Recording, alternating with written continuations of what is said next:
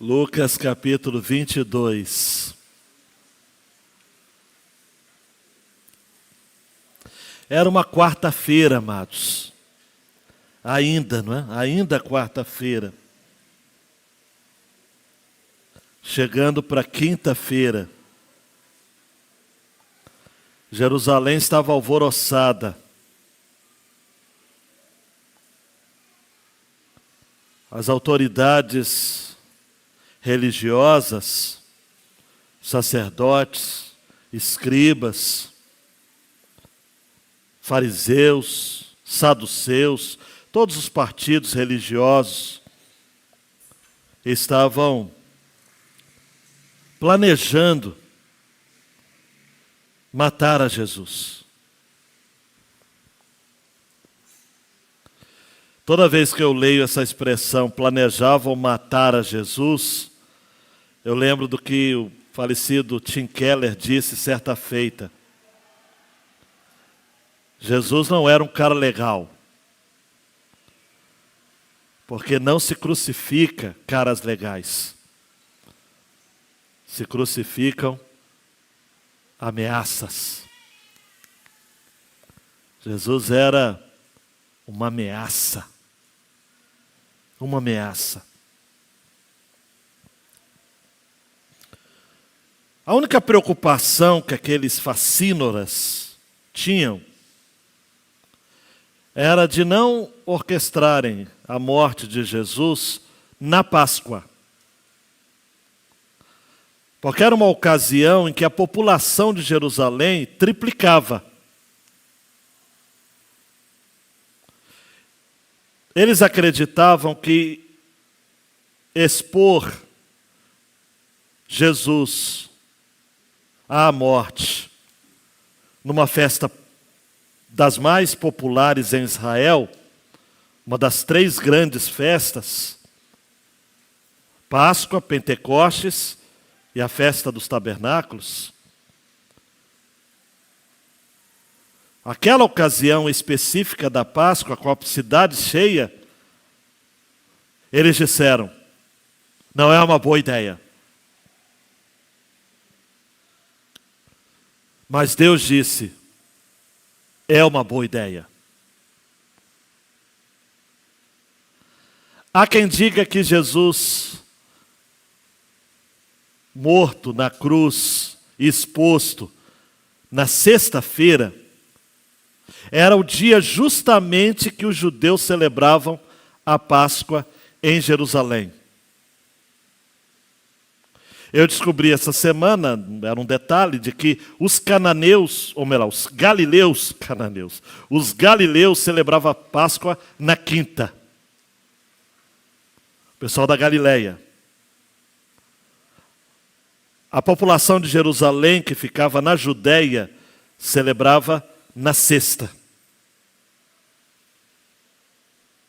Então, quando Jesus foi erguido na cruz do Calvário, ele ali prefigurava mesmo o Cordeiro de Deus que tira o pecado do mundo, que foi anunciado por João Batista lá e registrado por João no seu primeiro capítulo.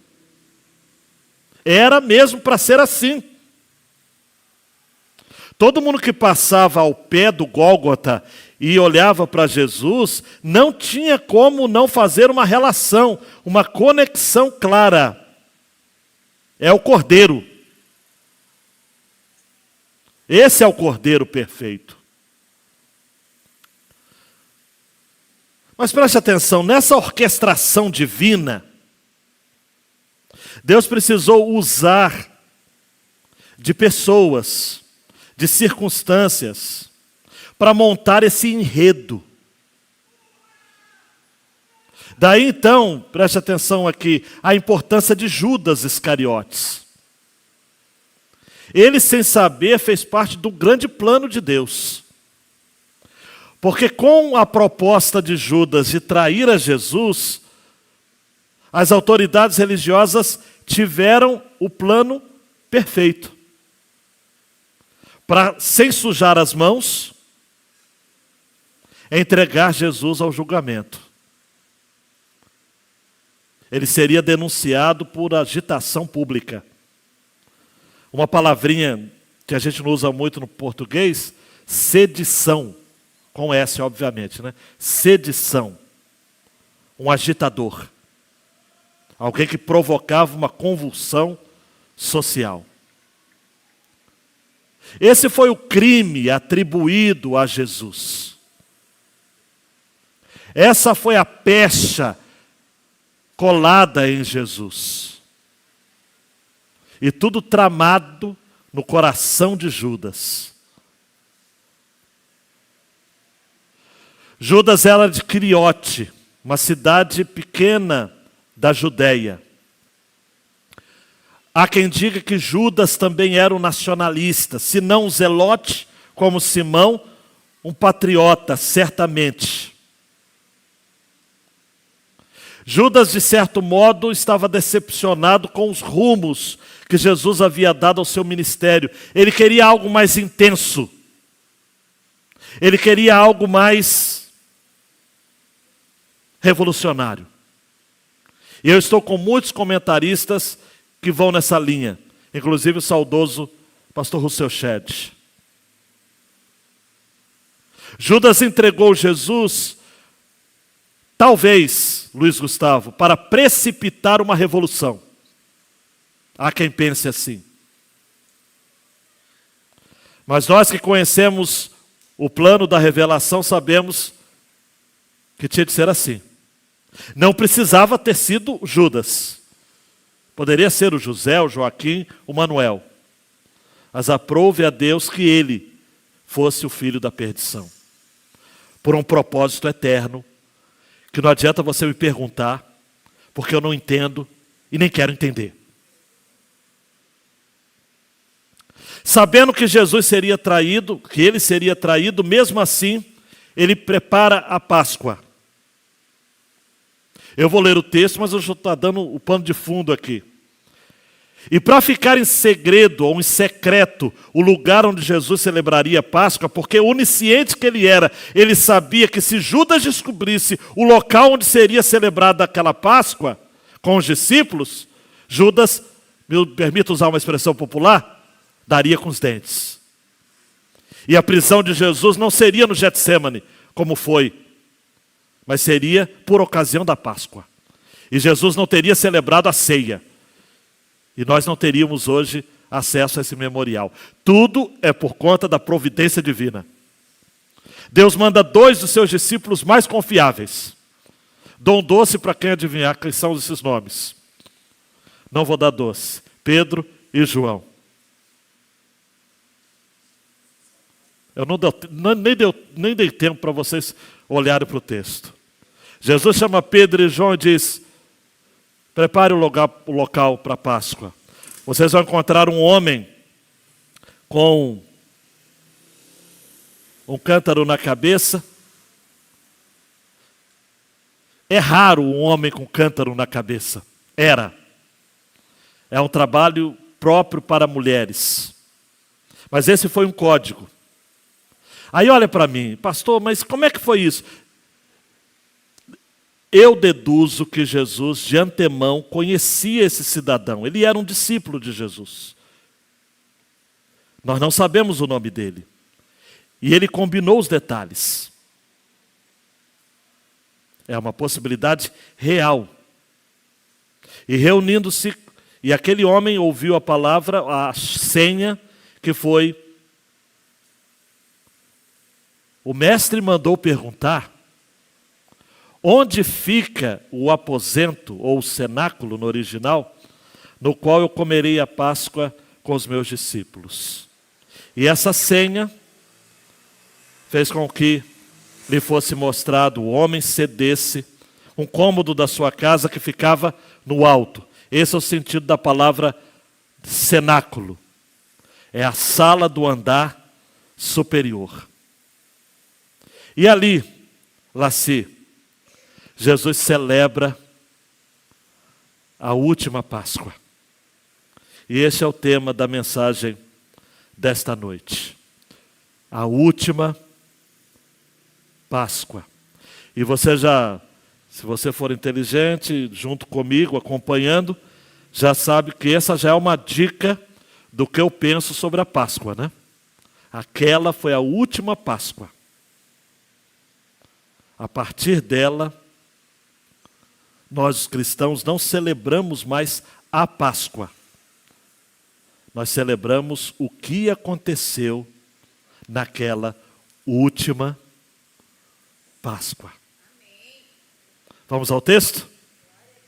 Estava próximo à festa dos pães sem fermento, chamada Páscoa. Os principais sacerdotes e os escribas procuravam uma forma de matar Jesus, porque temiam o povo. Ora, Satanás entrou em Judas, chamado Iscariotes, que era um dos 12. Judas foi entender-se com os principais sacerdotes e os capitães sobre como lhes entregaria Jesus. Eles se alegraram e combinaram em lhe dar dinheiro. Lucas não fala quanto foi, só Mateus fala, porque Mateus era o homem dos números e das letras, sobretudo dos números. Foram 30 moedas de prata, o valor de um escravo. Judas concordou e buscava uma boa ocasião para lhes entregar Jesus longe da multidão. Chegou o dia da festa dos pães sem fermento, em que era necessário fazer o sacrifício do cordeiro pascal. Então Jesus enviou Pedro e João, dizendo: vão e preparem a Páscoa para que a comamos. Eles lhes perguntaram: onde o Senhor quer que a preparemos? Jesus lhes explicou: ao entrar na cidade, vocês encontrarão um homem com um cântaro de água. Sigam esse homem até a casa em que ele entrar e digam ao dono da casa: o mestre perguntou: onde fica o aposento no qual comeria a Páscoa com os meus discípulos? Ele lhes mostrará um espaçoso cenáculo mobiliado e ali façam os preparativos. E indo, acharam tudo como Jesus lhes tinha dito e prepararam a Páscoa. Deus, capture a nossa atenção. Que não haja locomoção desnecessária, notificações dos celulares, distrações com conversas, nada externo e interno. Mantenha-nos cativos à tua palavra, à tua santa e gloriosa palavra, no nome de Jesus. Amém e amém. Iago, dando um clique aí, meu filho, por favor. Jesus é a nossa Páscoa. Seu sacrifício por nós foi perfeitamente eficaz. Sua morte nos trouxe vida. Vida. Jesus é a nossa Páscoa. De tal modo, amados, que, como eu já disse, só vou repetir, tudo aqui foi orquestrado pela divina providência.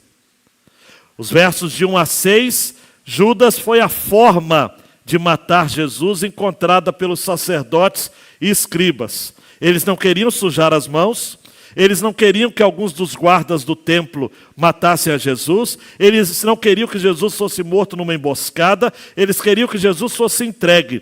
E se fosse entregue por um dos 12, melhor. Melhor.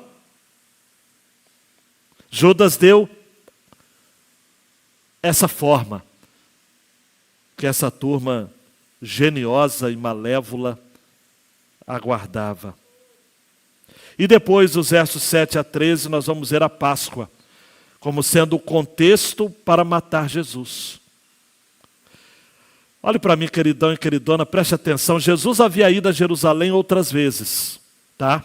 Se a gente for ler os evangelhos, menos João, fica assim a ideia, a impressão que Jesus só pisou em Jerusalém dessa feita. Mas Jesus teve outras vezes em Jerusalém.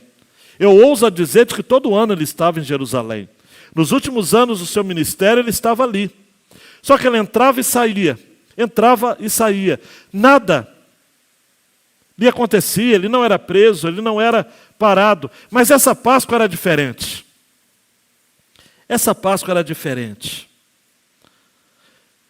Eu concordo com Charles Swindoll, que diz que se nós, os cristãos, e quinta-feira tivemos aqui menção ao culto, toda a última quinta-feira do mês de novembro, nós devemos celebrar o dia de ação de graças. A Páscoa, amados, essa Páscoa em especial, é a celebração do dia de ação de graças dos judeus. Não tem perus, enfeites, peregrinações, muito pelo contrário. É pão sem fermento, ervas amargas e um vinho, que tinha cada cálice do vinho um significado particular. Quando os judeus, amados, só um remember aqui para vocês, quando os judeus, Êxodo 12, estavam no Egito ainda, Deus havia lhes dado a promessa de que iria libertá-los. Ao final das pragas, na 10ª praga, o primogênito de cada família no Egito, simplesmente, chegada a meia-noite, morreram. O anjo da morte passou por cima das casas dos hebreus, porque havia sangue de um cordeiro nos umbrais das portas. Portas marcadas com sangue. E as portas marcadas com sangue eram o sinal para que o anjo passasse por cima. No hebraico, Pessar, daí o termo Páscoa. Páscoa significa literalmente passar por cima. Deus tornou claro que daquele dia ou daquela noite em diante, todos os anos, entre os meses de março e abril, correspondente ao nosso calendário, eles deveriam explicar o significado da Páscoa aos seus filhos. Isso aconteceu em vários momentos. E em vários momentos isso foi esquecido. Mas quando o povo entra na terra prometida, Josué registra a Páscoa. E outros momentos de avivamento, como no tempo de Josias, celebrou-se a Páscoa. E outros momentos, como Neemias também, enfim, momentos chaves na história, a Páscoa foi celebrada. Essa refeição se tornou a mais importante celebração dos judeus. Até nos nossos dias, a Páscoa é celebrada em Israel e entre os judeus em todo o mundo. Mas aquela noite era uma noite especial. Aquela era uma noite única, singular, insigne mesmo.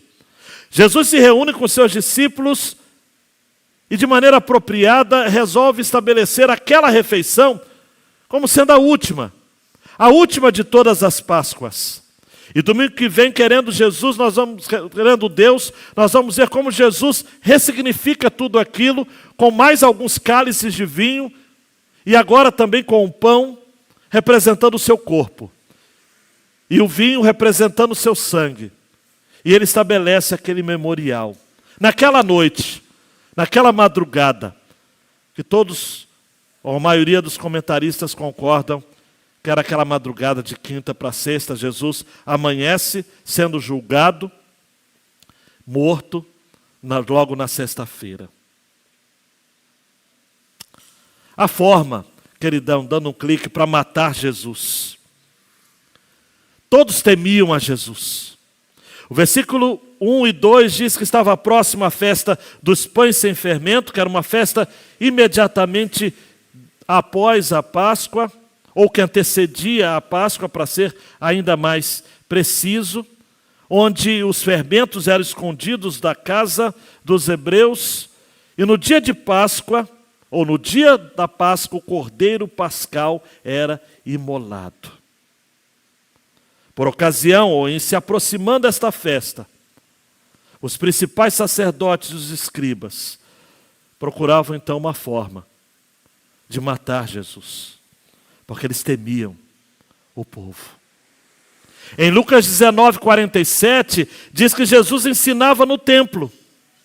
Eles procuravam tirar a vida, mas não havia encontrado oportunidade. No capítulo 20, 19, ainda de Lucas, diz que os escribas e principais sacerdotes procuravam prender Jesus porque entenderam que ele havia contado esta parábola, a parábola que ele conta no capítulo 20 a respeito dos lavradores maus, a respeito deles. Mas eles temiam o povo.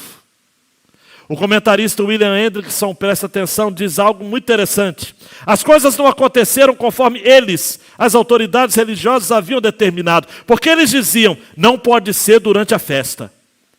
Mas Deus disse, vai ter que ser na festa.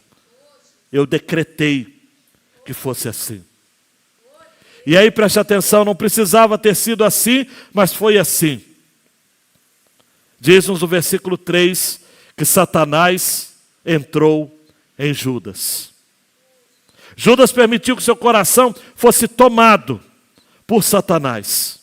Ele era um dos 12.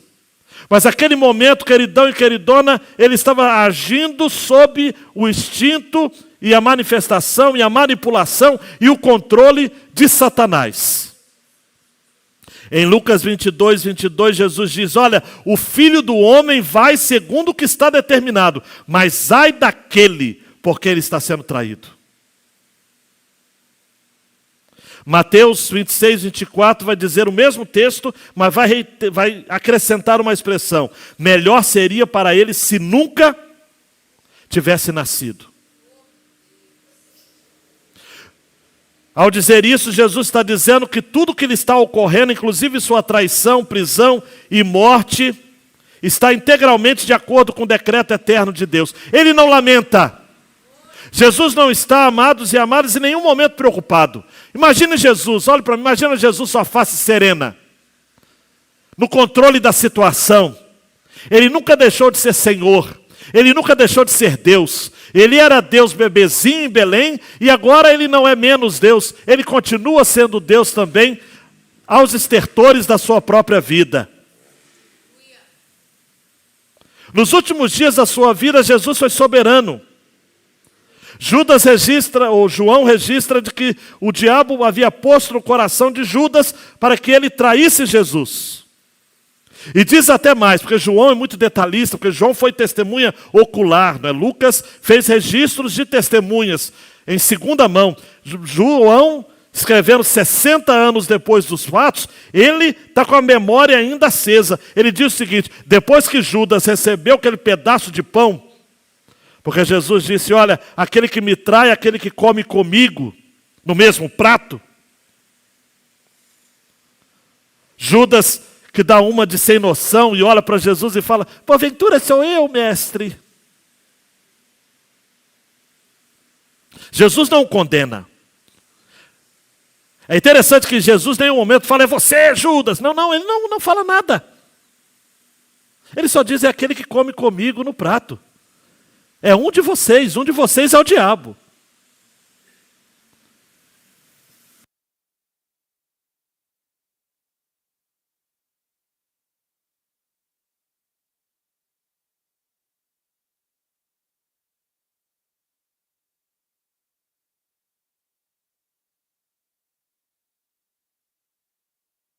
Quando Judas, aí vai ter que equalizar diferente, mas quando Judas recebe o pedaço de pão, João 13, 27 diz que imediatamente Satanás entrou nele. Queridão, queridona, olhe para mim, eu não sei o que é isso. Eu penso que quem já viu possessão demoníaca aqui, não precisa levantar a mão, muda a feição do rosto, sim ou não? Muda a voz, sim ou não? A pessoa se torna forte, ela é capaz de derrubar um carro na frente. Imediatamente, Satanás entrou nele. E o que Jesus diz? O que você pretende fazer, faça-o depressa.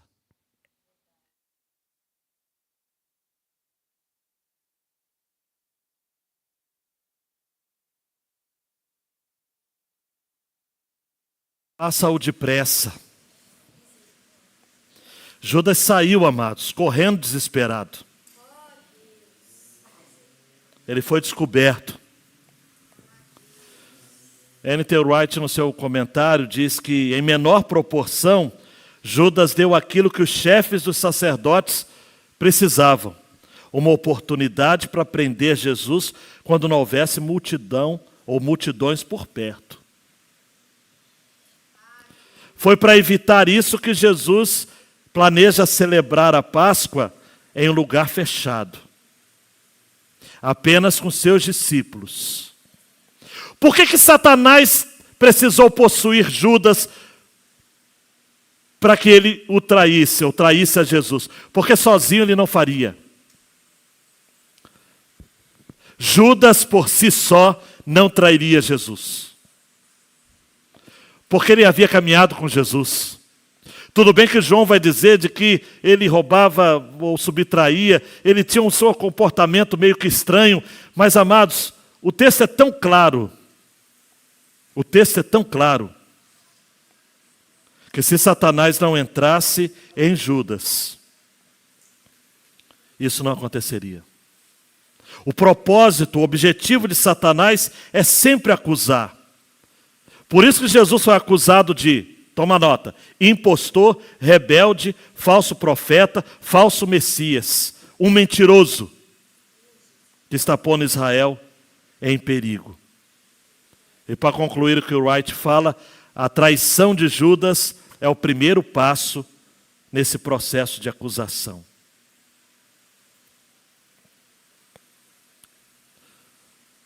Estou saltando aqui de falar de Judas, porque quinta-feira eu vou falar dele.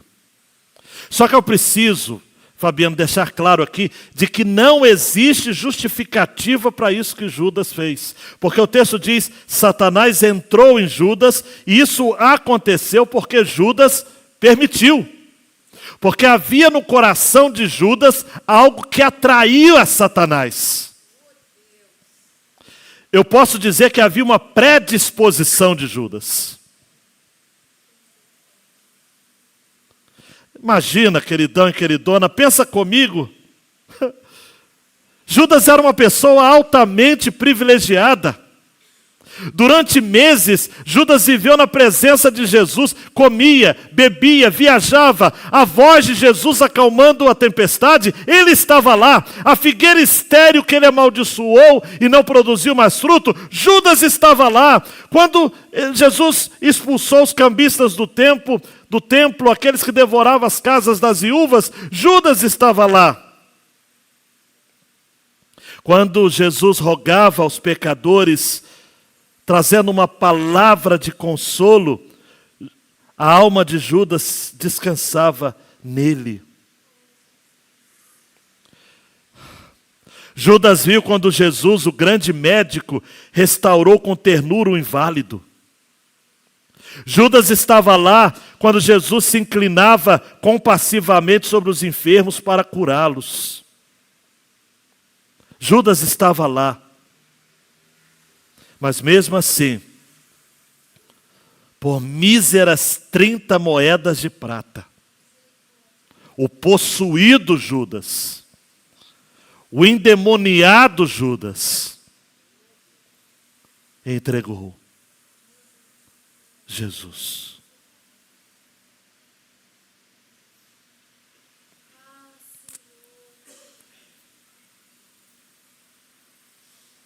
Mas, Iago, se essa foi a forma para matar Jesus, o contexto era a Páscoa. Vamos entender um pouquinho disso. Êxodo 12 diz que naquela noite, no Egito, o Senhor estaria passando pela terra do Egito, matando os primogênitos. E o sangue seria um sinal. Os hebreus, a partir de então, deveriam guardar o cordeiro até o 14º dia do mês. E deveriam matá-lo no crepúsculo, isto é, ao fim da tarde. E eles deveriam comer, então, pães sem fermento, desde o dia 14 do primeiro mês, até a tarde do dia 21 do mesmo mês. Por isso que, por mais que a ordem esteja inversa no versículo 1, festa dos pães sem fermento, chamada Páscoa, a festa dos pães sem fermento sucedia aquele momento em que todos se reuniam. E aí então na Páscoa, durante 7 dias, comendo pão sem fermento, o pão da aflição. Depois de algum tempo, a Páscoa seria celebrada a partir da morte do Cordeiro Pascal. Cada um precisava tomar o seu cordeiro. Se a família fosse pequena, juntaria mais de uma família. Cada um iria fazer o que poderia. Eles se reuniam à mesa, e eu vou estar rapidamente aqui para não cansá-los, dizendo como era o costume. Haviam cálices de vinho que precisavam ser tomados, 4 cálices, simbolizando a alegria e o sangue do cordeiro sacrificado ali, cuja carne era comida. O cordeiro deveria ser assado, a bebida ao lado ervas amargas e pães sem fermento, como símbolo da aflição. Pães da aflição. As ervas amargas eram mergulhadas em águas salgadas ou vinagre. Poderia-se usar uma mistura doce também de maçãs e nozes para molhar o pão, um bocado do pão, antes de comer. Olhando para mim, todos se reuniam à mesa. O anfitrião, e eu fico pensando que foi o que aconteceu de fato naquela última Páscoa. O anfitrião orava e apresentava o primeiro vinho. Depois as mãos eram lavadas. Em João 13 nós temos isso acontecendo, e Jesus aproveitando e lavando também igualmente os pés. Depois havia o mergulho da erva na água salgada ou no vinagre, passado para todos, lembrando da dureza, da aflição, do sofrimento daqueles que eram ou haviam sido escravizados no Egito. Depois, o segundo cálice de vinho era despojado, depois de removida a comida. Depois, as crianças tinham protagonismo, porque através de perguntas e respostas, os pais perguntavam aos filhos e explicavam o significado da Páscoa, desde Abraão até a saída do Egito e até a entrega da lei de Moisés. Depois a comida voltava à mesa, preste atenção, o pai continuava a falar e explicando o que era o cordeiro, que significava as ervas amargas e os pães asmos. Depois eles cantavam 2 salmos, 113 e 114. Depois lavavam as mãos pela segunda vez. Depois pegava-se o pão e o anfitrião partia em sinal de humildade, lembrando que os pobres só têm migalhas de pão para comer. Ele dá graças, reconhece que o pão é o alimento dos céus e diz que pelo mandamento bíblico o pão não poderia ter fermento. Depois ele dá um pedaço de pão partido, mergulha em ervas amargas com mistura doce a cada um dos participantes. A carne do cordeiro é comida, e é nesse ponto que Jesus mudou. Porque é nesse ponto que Jesus diz: e isto é o meu corpo, que é dado por vós. Fazei isso em memória de mim. Depois se toma o terceiro cálice de vinho. E todos recitam a bênção de após a refeição e cantam um hino especial para a ocasião. Recitam os salmos 115 a 118 e encerram com mais um hino ou um cântico. Tudo muito bem detalhado. É incrível isso. Tudo muito bem planejado, de acordo com a vontade soberana de Deus. Jesus disse, no versículo 8, Pedro, João, vão e preparem a Páscoa. Eu ouso a dizer, queridão e queridona, de que Isso impactou tanto a vida de Pedro e João, que lá em Atos 3, é justamente Pedro e João que estão indo ao templo, e diante do coxo, à porta da Formosa, eles são abençoados por Deus para serem instrumentos do primeiro milagre da era apostólica. Pedro e João. Essa imagem não saía, amados, da mente deles. João, 60 anos depois, registrava isso daqui. E e Lucas é o único que coloca o nome deles. Pedro e João. Preparem a Páscoa. Há um discípulo meu que está com cântaro na cabeça. Pergunte a ele, ou diga a senha a ele. O mestre quer saber onde serão feitos os preparativos. A carne, o vinho, as ervas amargas, essas iguarias todas. Teria que ser um espaçoso cenáculo. Seria Jesus e os seus 12 discípulos. E quem sabe, os donos da casa, certamente. E ali,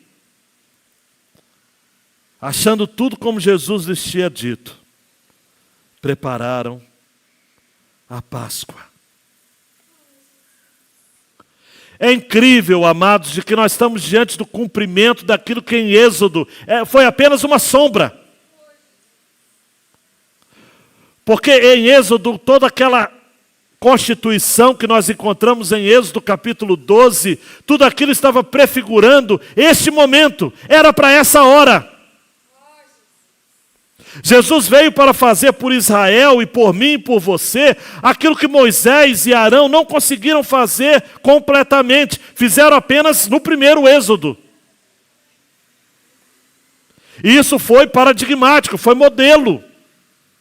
Quando as forças do mal que escravizavam o povo de Deus chegou ali no Egito, o Senhor resolveu salvar Israel. Ao longo da história, a salvação de Deus, a partir do Êxodo, foi anunciada. Mas agora, chegou a hora da verdade. Olhe para mim. Era a última Páscoa. Finalmente, Jesus iria libertar o seu povo eternamente. Ele iria levar sobre si toda a força do mal. Através da morte de Jesus, nós, como seu povo, seríamos livres. Completamente livres.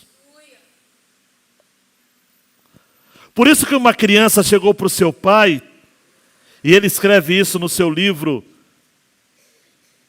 Bruce Wary, que é um teólogo americano, ele diz o seguinte: minha filha fez uma pergunta para mim que eu precisei parar e pensar, e a resposta que eu dei está, de fato, ou faz luz àquilo que a gente crê acerca da morte de Jesus. Olhe para mim, olha a pergunta da criança. Deus não poderia ter enviado um outro anjo, um outro ser celestial, para ocupar, encarnar-se como homem e se identificar com a humanidade e morrer? Por que tinha de ser o seu filho? Uau! Por quê? A grosso modo, se Deus mandasse um ser celestial encarnar-se e morrer com o mesmo programa redentivo que nós encontramos aqui, ele até poderia redimir. Mas não perpetuamente. Mas não plenamente. Tinha de ser Jesus, porque Jesus não era apenas plenamente homem, ele era plenamente Deus. Para o pagamento redentivo ser infinito, tinha de satisfazer as exigências de um Deus infinitamente santo. E somente alguém que compartilha da essência desse Deus infinitamente santo poderia, uma vez plenamente humano, morrer em nosso lugar. Por isso que preste atenção, Jesus morreu em nosso lugar, morreu numa morte que nós merecíamos morrer. E levando em seu corpo na cruz o pecado que nós cometemos. E teria que ser um homem sem pecado. Há um valor infinito do pagamento de Cristo pelo nosso pecado. Por isso que foi a última Páscoa. Porque daquele dia em diante, nenhum cordeiro poderia expiar os pecados de absolutamente ninguém. De absolutamente ninguém. A morte expiatória de Cristo foi eficaz somente porque Jesus morreu por nosso pecado, sendo Deus pleno e um ser humano total e integral. Ah, pastor, mas me mostra biblicamente para esclarecer. 1 Pedro 3,18. Pois também Cristo padeceu uma única vez pelos pecados, o justo pelos injustos, para conduzir vocês a Deus, morto sim na carne, mas vivificado no Espírito. Somente Jesus poderia cumprir aquilo que está em Isaías 53:7. Ele foi oprimido e humilhado, mas não abriu a boca, como cordeiro foi levado ao matadouro, e como ovelha muda diante dos seus tosqueadores, ele não abriu a sua boca. Isso. Por isso, queridão e queridona, esta foi a última Páscoa. Concordo com Augusto Nicodemos que vai nessa mesma direção. Os cristãos não celebram a Páscoa porque a Páscoa é uma festa judaica. A Páscoa não é um dia santo para nós. O dia santo dos cristãos é o domingo. Porque foi num domingo que Jesus ressuscitou dentre os mortos. O que aconteceu naqueles dias, o foco dos acontecimentos durante aquela semana da Páscoa, só culminou o seu clímax no domingo de manhã, quando as mulheres foram visitar a Jesus para ungir o seu corpo, para perfumar o seu corpo, e não encontraram corpo nenhum. E um anjo disse: ele não está aqui, mas ressuscitou. Esse resgate da morte comprova que Jesus é o Filho de Deus. Então não são coelhos, ovos ou outros apetrechos populares. Nem precisamos celebrar com cordeiro, embora seja uma carne muito saborosa, e com ervas amargas, e com os cálices de vinho. Não. Nada tem a ver com o significado da Páscoa judaica. Muita coisa que a gente vê aí que é muito mais comércio. Mas nós usamos a Páscoa, ou da Páscoa, para ensinar o verdadeiro sentido dela. Apontar para Jesus, a nossa Páscoa. Paulo em 1 Coríntios 5, 7 e 8 diz: joguem fora o velho fermento, para que vocês sejam nova massa, como de fato já são, sem fermento. Pois também Cristo, nosso Cordeiro Pascal, foi sacrificado. Por isso celebremos a festa, não com velho fermento, nem com o fermento do mal e da maldade, mas com o pão sem fermento, o pão da sinceridade e da verdade. Nossa Páscoa é Jesus. Daí, o que a gente precisa levar para casa? Preste atenção aqui. Talvez você se esqueça dos detalhes. Talvez você não tenha se apegado aqui a todo esse cronograma, essa liturgia daquela última Páscoa.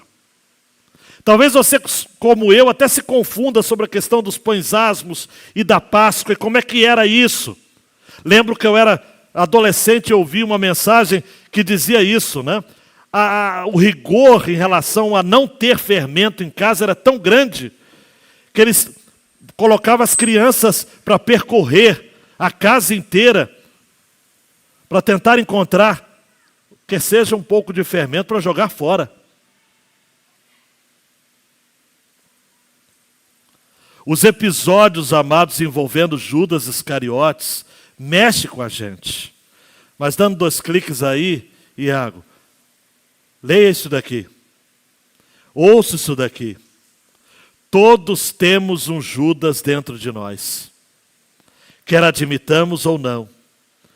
Precisamos diariamente nos render à graça de Deus, pois podemos nos afogar, mesmo que seja em uma gota de moralismo. Toda vez que você olha para Judas, olha para você. Quantos de nós, por exemplo, e talvez aqui tenhamos alguns assim, que já hesitaram ou já tiveram a coragem de pensar que talvez os planos e propósitos de Jesus para a sua vida sejam injustos. Judas pensava assim. E Satanás encontrou lugar no coração dele por conta disso. Quantos de vocês, por exemplo, não se veem reclamando diante de alguma crise financeira ou diante de algum aperto e pensando até em deixar Jesus, porque a partir do momento que você decidiu segui-lo, a sua vida piorou ao invés de melhorar? Cuidado, hein? Judas pensava nisso. Por isso que Satanás entrou no seu coração. Misericórdia. Precisamos vigiar. Pedro vai dizer de que o diabo anda ao nosso derredor, procurando a quem possa tragar. Olhe para mim, ele não está aqui. Aqui ele não está.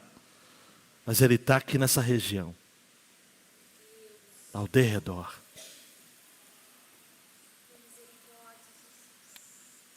Por isso que ele entrou no coração de Judas. Porque Judas se afastou de Jesus. Ele estava próximo geograficamente, mas com o seu coração já estava longe. Muito longe. E a outra aplicação, mais do que um evento, a Páscoa precisa ser um enredo. Para que a nossa história seja vista como parte de uma grande história.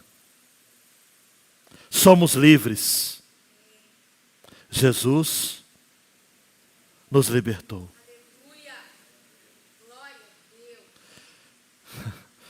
Você consegue imaginar comigo aqui?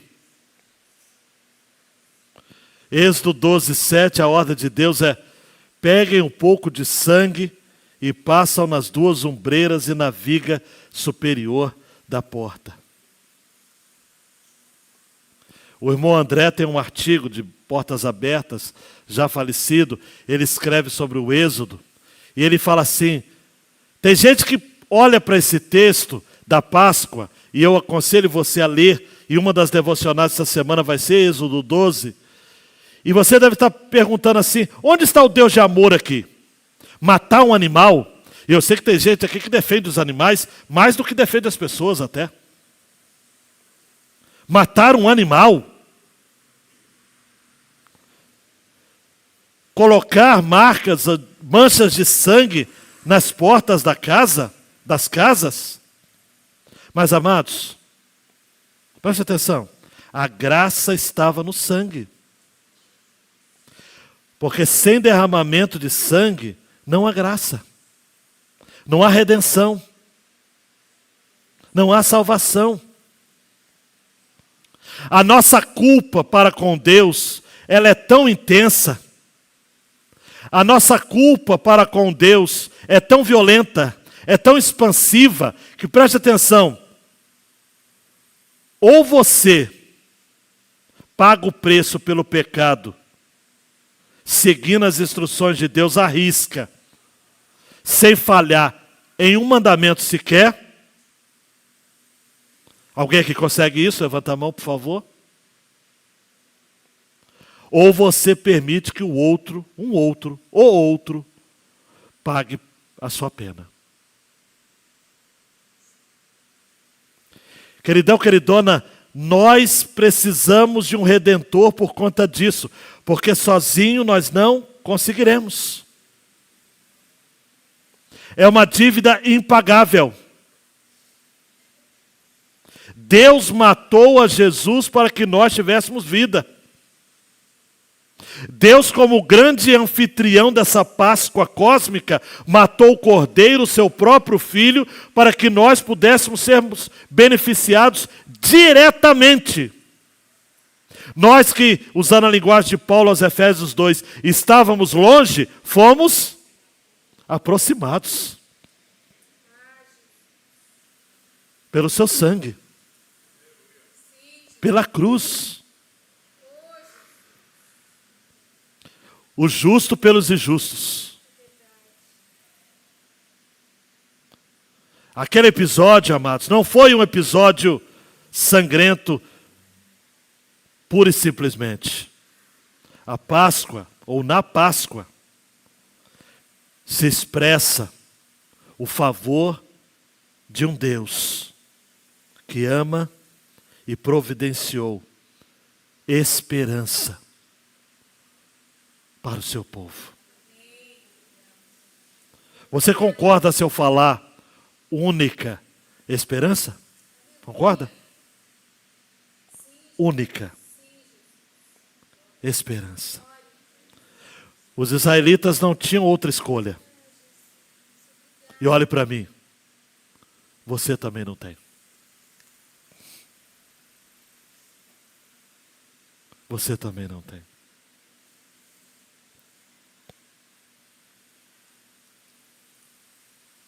Há uma lenda judaica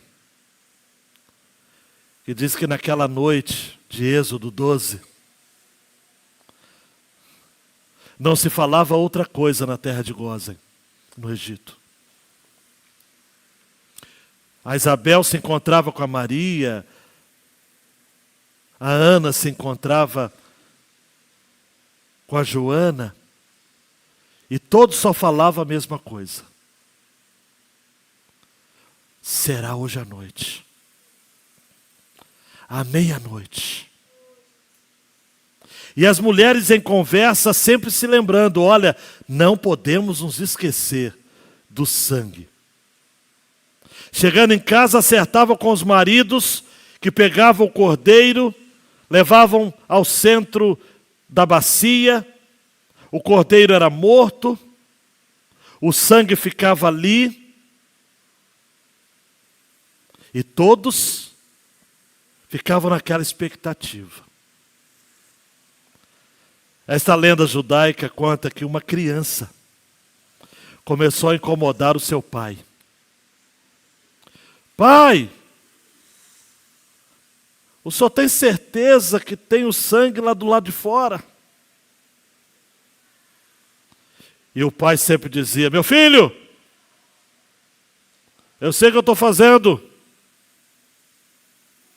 Mas a alma daquela criança não descansava. Deu 9 horas da noite. Deu 10 horas da noite. Próximo às 11 horas, e a criança de novo, em agonia, perguntando, pai, o senhor tem certeza?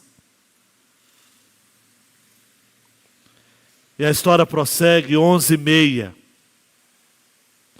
15 para meia-noite, o filho de novo, pai, o Senhor tem certeza? Nisso o pai é tomado por um súbito de razão e de razoabilidade e resolve ir à porta.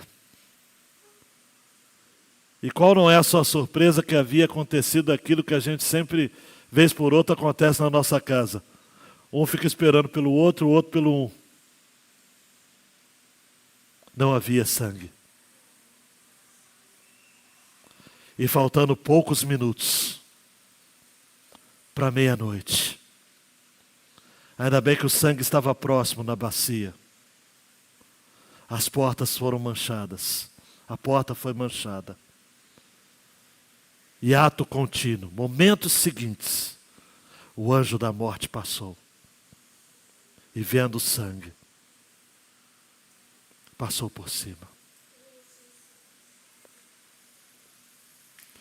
Se eu pudesse, eu pararia o tempo agora. Eu iria até onde você está agora. Se eu pudesse, eu entraria no seu coração agora. Eu inclinaria em minha direção. E eu perguntaria: você tem certeza que há o sangue do Cordeiro, chamado Jesus de Nazaré, na sua vida? Dá um clique aí, Iago. Jesus, que é a nossa Páscoa. O seu sacrifício que foi perfeitamente eficaz. A sua morte que nos trouxe vida. Isso faz sentido para você?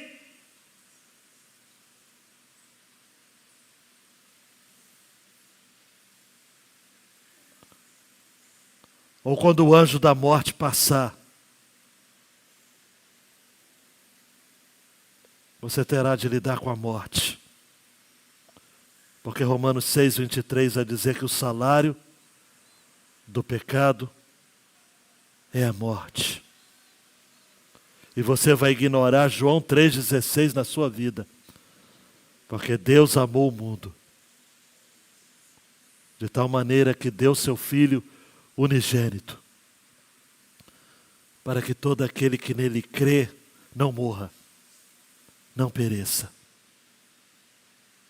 mas tenha vida eterna. Queridão, queridona, essa é a maior... Você está preocupado com a nota do Enem? Você está preocupado em pagar conta amanhã? Você está preocupado com um terreno, uma casa que você precisa comprar, imobiliar? Essas preocupações são efêmeras, passageiras, são brincadeiras de criança. Se forem comparadas com a decisão mais importante da vida, o sangue do Cordeiro está sobre a sua vida?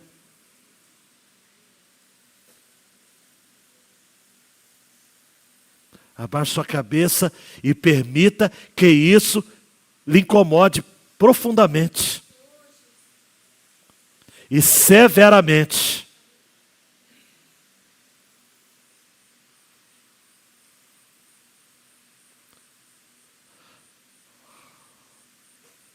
Festa da Páscoa. A última Páscoa. Jesus sendo traído por um dos seus discípulos. Jesus preparando uma refeição que seria ordenada aos demais cristãos ao longo da história. Todo esse contexto, todo esse arcabouço, todo esse background histórico, tudo isso foi orquestrado para que você, preste atenção, você, rapaz, moça, homem, mulher, jovem, adolescente, criança, você recebesse agora o sinal do sangue, a salvação eterna, a redenção completa pelos seus pecados.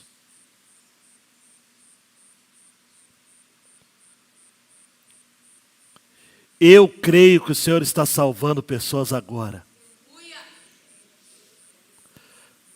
Porque como essa criança incomodada com seu pai, acerca deste sangue na porta, faltando minutos para esgotar o tempo, assim também o seu povo está. E há pessoas aqui, meu Deus, há pessoas aqui que o Senhor conhece, que ainda lidam com a questão da fé de maneira muito superficial,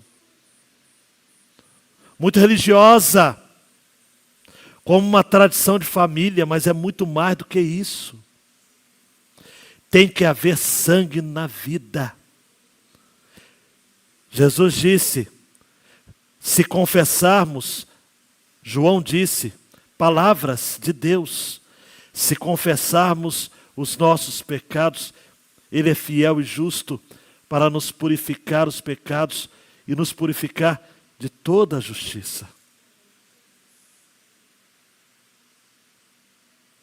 Há uma purificação aqui em vista pelo sangue. O sangue de Cristo nos purifica de todo pecado, diz a tua palavra. Nós fomos comprados com preço de sangue, diz Apocalipse. Compraste para Deus. Estamos aqui, Senhor, como povo resgatado. Mas tem gente aqui que precisa ainda fazer a seguinte oração ao Senhor: revista-me com seu sangue, purifica-me com seu sangue,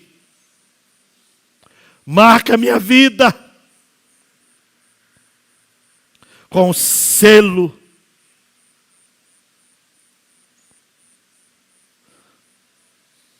Eu creio de todo o meu coração que eu não posso pagar pelos meus pecados, por mais bem-intencionado que eu seja, por mais religioso que eu seja, por mais correto que eu seja, eu preciso de um Redentor. Eu preciso de Jesus. Eu preciso ser remido por Jesus. Salve vidas neste lugar. Aleluia. Em o nome do Senhor Jesus. Amém. Amém. Ore silenciosamente. E se você fez esta oração, você já está livre da condenação. Está livre da morte eterna. O anjo da morte não vai poder mais reivindicá-lo ou reivindicá-la.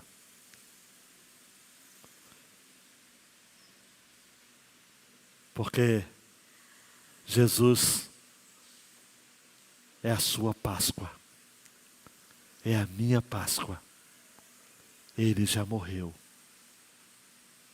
por nós.